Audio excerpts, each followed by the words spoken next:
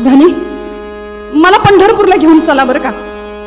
ओ कित्येक दिवस तुमच्या मागे लागलीये पंढरपूरला घेऊन चला चला म्हणून. आता काय बी तुमचं ऐकायची नाही.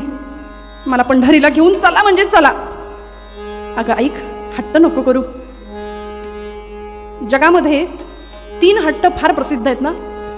बालहट्ट, राजहट्ट आणि तिसरा तुम्ही जाणताच. त्यामुळे या तिसऱ्या हट्टासमोर माणूस कितीही घट्ट असला तरी मठ्ठ होतो म्हणे. त्यामुळं काहीच चालेना. मला काहीच माहिती नाही, मला पंढरपूरला घेऊन चला म्हणाली.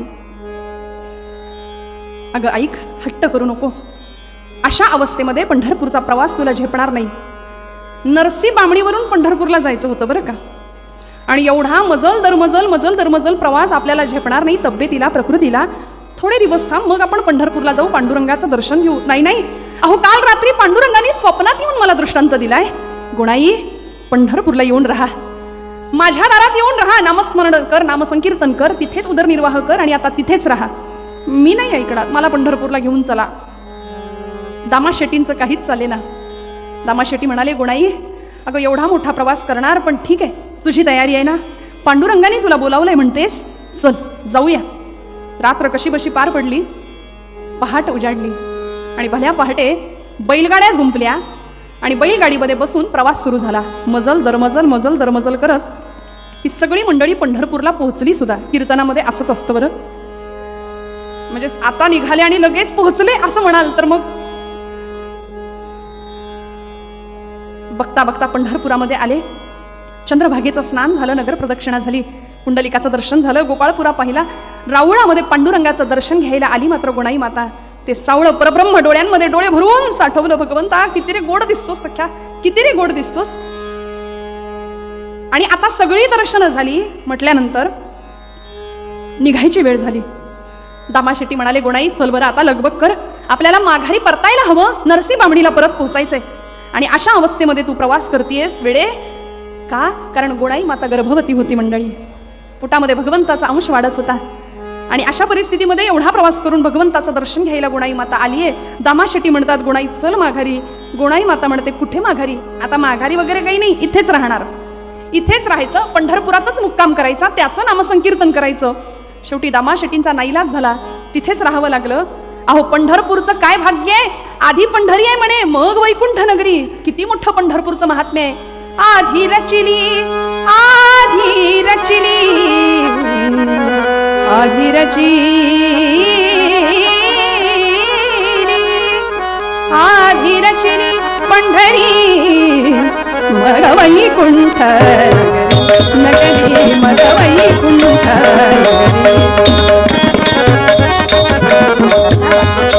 मग वैकुंठ नगरी, नगरी मग वैकुंठ नगरी. आधी रचिली, आधी रचिली, हो आधी रचिली पंढरी, मग वैकुंठ नगरी, मग वैकुंठ नगरी.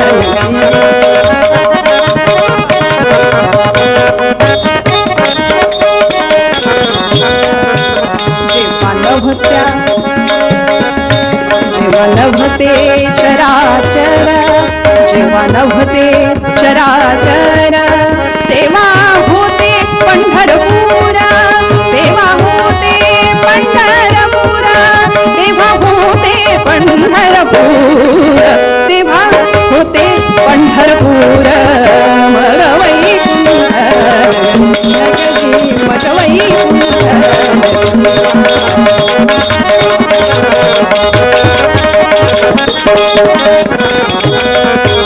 जेव्हा नवत्या गोदा गंगा,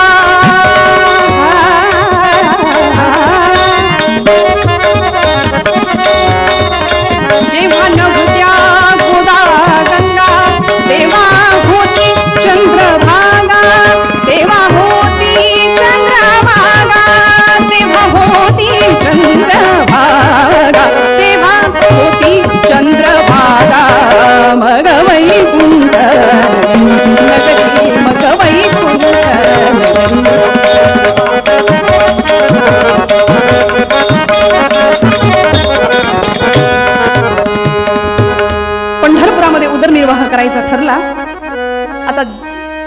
जातीने शिंपी समाजातली ही मंडळी. शिंप्याचा व्यवसाय कपड्यांचंच दुकान थाटलं.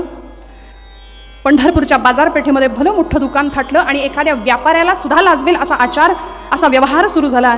जोडून या धन उत्तम व्यवहारे, उदास विचारे वेच करी या न्यायाने प्रपंच सुरू झाला, उदरनिर्वाह सुरू झाला.